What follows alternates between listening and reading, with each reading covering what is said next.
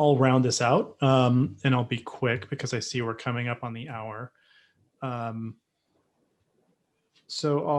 story, Call Us Home, in this anthology tracks 5 different Angelenos as their worlds are ruptured. What it looks like is different for each of them. For Luis, who is someone who always flew under the radar, all of a sudden he is noticed, and he's noticed in a bad way. Wherever he goes, people accuse him of being a criminal. And in some ways, he becomes his worst fear. And that kind of theme repeats for each of the 5 characters.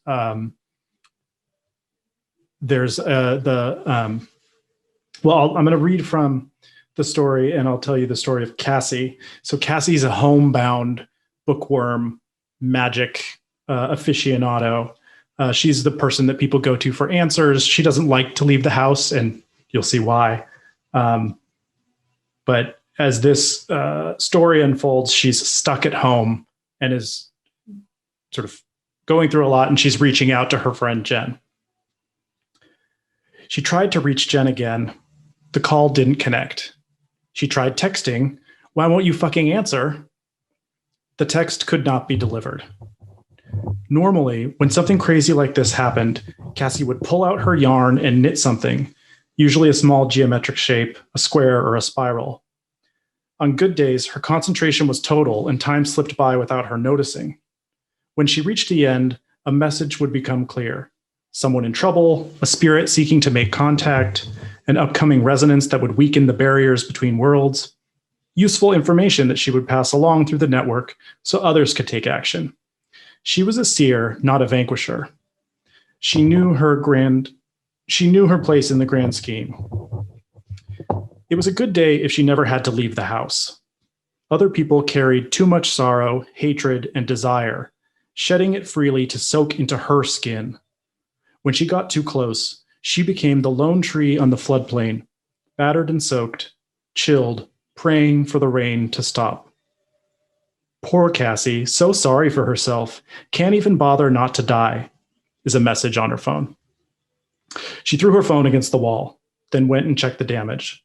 A broken screen. No more cell signal. Good. The outside world held nothing for her. If she was trapped, that meant more time to investigate. She had a theory already. Something had upset the balance among the 5 houses of magic.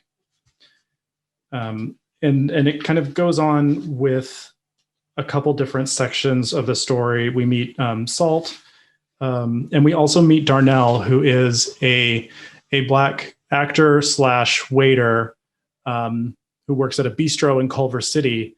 And likewise, his whole mantra is like bringing joy to the world and like being a positive impact on people, a very like kind of la vibe.